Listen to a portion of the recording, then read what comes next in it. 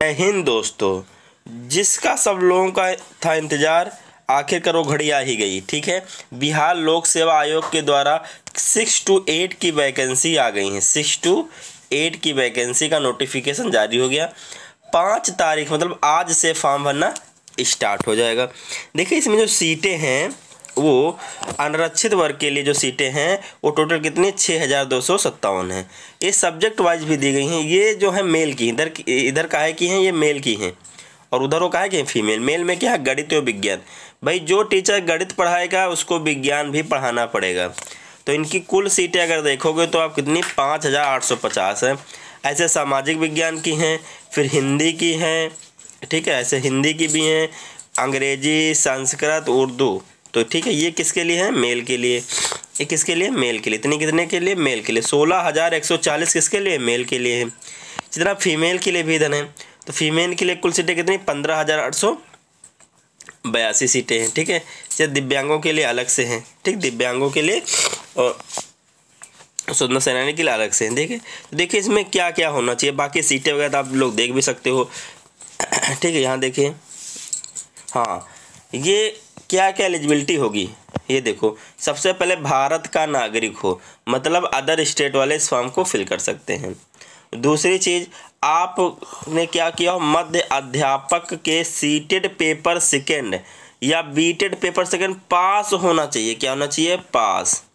Appearing वालों के लिए यहाँ कोई चांस नहीं है। ठीक है, बाकी उच्च विद्यालय के लिए कक्षा 9 से 10 और 10 से 11 12 के लिए स्टेट पेपर सेकेंड उत्तीर्ण होना चाहिए।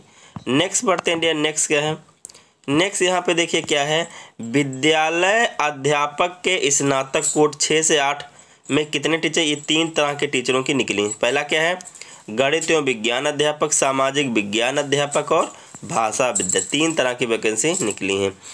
बता दूं आपके लिए, इसमें बीएड वाले भी एलिजिबल है, साथ में डीएलएड वाले भी, दोनों लोग इसका फॉर्म भर सकते हैं।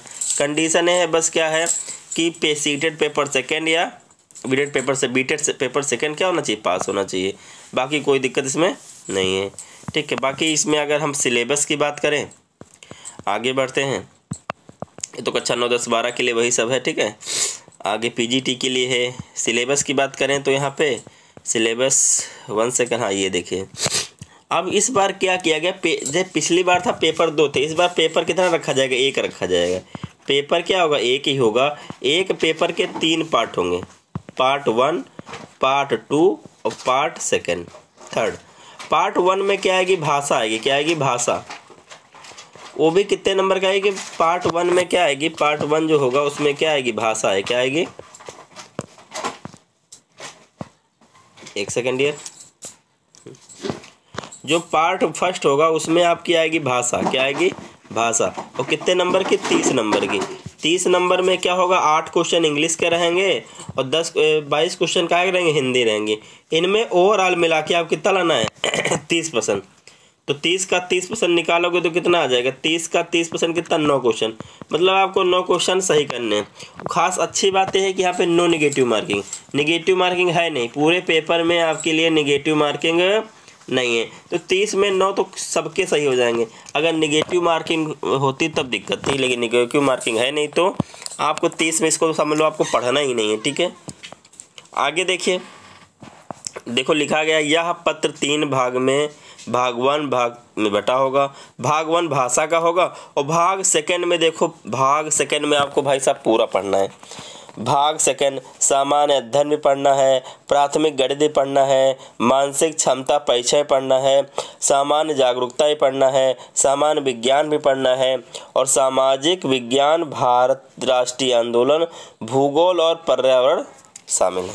मतलब आप कह सकते हो पर्यावरण भी आगे ध्यान, पिछली बार पर्यावरण नहीं था, इस बार आपका क्या पर्यावरण जुड़ा है, क्योंकि कक्षा 6 से 8 की वैकेंसी। ठीक है, जैसे पर्यावरण होना नहीं चाहिए था इसमें, क्योंकि पर्यावरण केवल हमारे पास 3 से 5 के सिलेबस में होता है। ठीक है, तो पर्यावरण भी आपको इसमें पढ़ना, सीटेड वाला पढ़ लेना। ठीक, कह सकते हो, और थोड़ा बहुत आगे का पढ़ लेना है।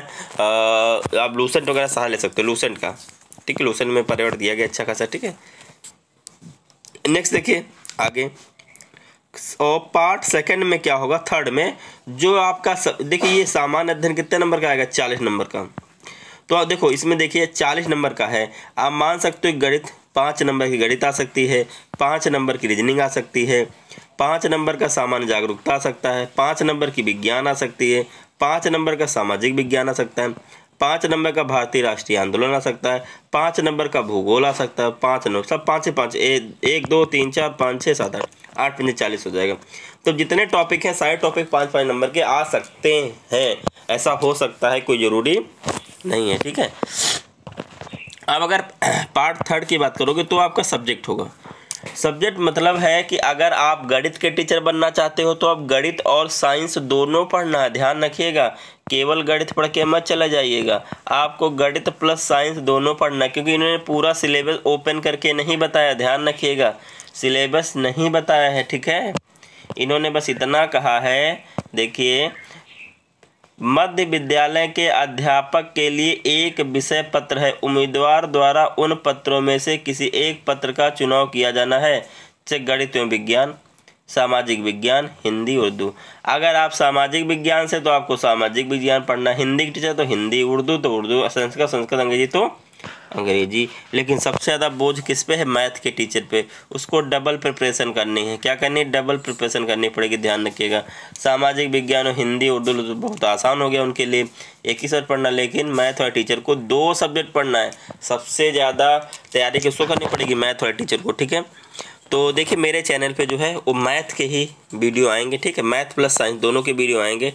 कल से मैं स्टार्ट कर दूंगा मैथ्स प्लस साइंस, ठीक है। तो जिन लोगों को जो लोग क्या मैथ प्लस साइंस के टीचर बनना चाहते हैं वो लोग मेरे चैनल को सब्सक्राइब कर सकते हैं, ठीक है। मैथ और साइंस के इस पे आएंगे। साथ में जो जनरल पार्ट है ये वाला भाग 2 वाला, वो भी मैं कोशिश करूँगा कि उसके भी वीडियो लाऊं, ठीक है।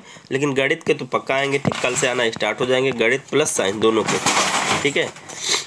Okay dear. और मैं कोई ना कोई प्रैक्टिस सेट भी सॉल्व करने की कोशिश करूँ। अभी देखो जो पुराने प्रैक्टिस सेट हैं, पुराने प्रैक्टिस उनको लेने की जरूरत नहीं है, क्योंकि वहाँ भी जो सिलेबस रखा गया है किसी को पता नहीं था। जैसा सबको पता था केवल मैथ वाले मैथ पढ़ेंगे, साइंस की वैकेंसी अलग से आएंगी। लेकिन यहाँ क्या हुआ, साइंस की वैकेंसी उसी में आ गई है, मतलब मैथ वाले ही साइंस पढ़ाएंगे। तो सिलेबस बदल गया। तो मतलब जो नए, अभी कोई भी प्रैक्टिस सेट मार्केट में खरीदना मत, 2-4 दिन का आप लोग वेट कर लीजिएगा। नए प्रैक्टिस सेट जब आएंगे तो उनको खरीदेगा। सबसे अच्छा प्रैक्टिस सेट किरण पब्लिकेशन का होता है, ध्यान रखिएगा। लेकिन अभी बाई मत करिएगा, अभी सारे पुराने प्रैक्टिस सेट मार्केट में चल रहे हैं, ठीक है। 2-4 दिन रुक जाइए, फॉर्म भर दीजिए आराम से, फिर क्या आप खरीदिए।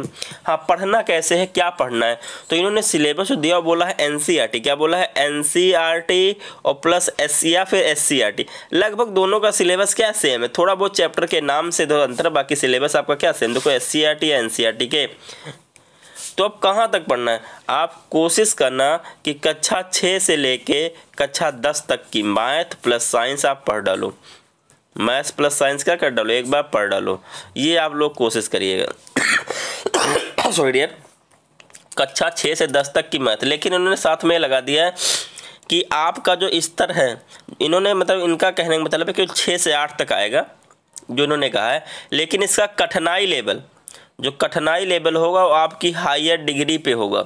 आपकी अगर हायर डिग्री से मान लो कक्षा 6 से 8 में क्या मांगा है, बीएससी बीए मांगा है, जो भी मांगा है, तो वहाँ तक होगा, मतलब ग्रेजुएशन तक कठिनाई लेवल होगा। ये चीज़ समझ में नहीं आती, ठीक है, पता नहीं क्यों लिख दिया। आप ये मान सकते हो कि क्वेश्चन अच्छे लेवल के होंगे, क्वेश्चन आपके क्या होंगे, अच्छे लेवल के होंगे, थोड़ा सा लेवल बढ़ाना। लेकिन हाँ, आप सबसे पहले एससीईआरटी पढ़ने मत जाना, गलती मत करना। सबसे पहले आप क्या पढ़ना, एनसीईआरटी। क्या पढ़ना? एनसीईआरटी पढ़ना। एनसीईआरटी जब आप पढ़ लोगे, उसके जब एससीईआरटी पढ़ोगे तो जो एनसीईआरटी में है उसको छोड़ते चले जाओ, ठीक है। बहुत सारी चीज़ें ऐसे जो एनसीईआरटी में है लेकिन एससीईआरटी में नहीं है, ठीक है। तो आप लोग पहले एनसीईआरटी पढ़िएगा मेरे हिसाब से, ठीक है। बाकी आप लोग को जैसा लगे, ठीक है। मेरे हिसाब से पहले आप लोग क्या पढ़ेगा, एससीईआरटी पढ़ेगा। बाकी ये सब में वही है, कक्षा 9 से 10 के लिए भी वही है, ठीक है। कक्षा 11-12 के लिए वही अपना पेपर रहेगा 80 नंबर का, ठीक है। तो इतने कुछ है। फॉर्म भरना कब शुरू होंगे? देखिए इसमें कन्फ्यूजन बहुत तगड़ा है, काम में इन्होंने अजीब सा दिया है। एक सेकंड, जैसे देखिए इसमें जो मेघा सूची है, चलो तो इसमें इंटरव्यू नहीं है, निगेटिव मार्किंग भी नहीं है, ध्यान रखिएगा। बिहार के बाहर के लोग भर सकते हैं, लेकिन पेपर आपको बिहार में जाके ही देना पड़ेगा। देखिए इसमें इन्होंने, देखो यहाँ पे अगर आप देखोगे तो पहला बोला गया है निबंधन एवं भुगतान पर, मतलब सबसे इसमें क्या कर सकते हो, रजिस्ट्रेशन कर सकते हो, आपको रजिस्ट्रेशन नंबर मिल जाएगा। उसके बाद आप फीस पे कर सकते हो, कब? 5 से 14 तक, 5 तारीख से 14 तक। उसके बाद आप देखिए 5 से आप आज से रजिस्ट्रेशन कर लो, फीस भुगतान कर दो, लेकिन आगे की प्रक्रिया आप कब कर सकते हो? 10 तारीख से। कब कर सकते हो? 10 तारीख से। मान लो आपने 14 तारीख तक फीस नहीं जमा की, ठीक है, तो आपको विलंब शुल्क के साथ 17 तारीख तक शुल्क जमा कर सकते हो। उसके बाद जो आपका फॉर्म है उसमें जो डॉक्यूमेंट अपलोड होते हैं उसको आप अपलोड कर सकते हो ऑनलाइन। आवेदन भरने की अंतिम तिथि 25/11/2023 के तक, और लिखा है कि डेट बढ़ेगी नहीं, ये ध्यान रखिएगा, ठीक। डेट ये बढ़ेगी नहीं बोला गया है बस। तो इसी फॉर्म में आप सब लोग अपना फॉर्म क्या कर सकते हो? भर सकते हो, ठीक है। अब इन्होंने सब ये बताया है, देखो इन्होंने, ठीक, दक्षता और ये सब, ठीक है। आप लोग पढ़ लीजिए, आप फॉर्म खुल जाएगा तो आप फॉर्म में देख लीजिए कैसे भरना है। ओके दोस्तों, जय हिंद दोस्तों। उम्मीद करता हूँ वीडियो आप लोगों को अच्छी लगी होगी। तो कल से हमारे चैनल पे मैथ और साइंस की लेक्चर आना स्टार्ट हो जाएंगे। ओके, जय हिंद दोस्तों।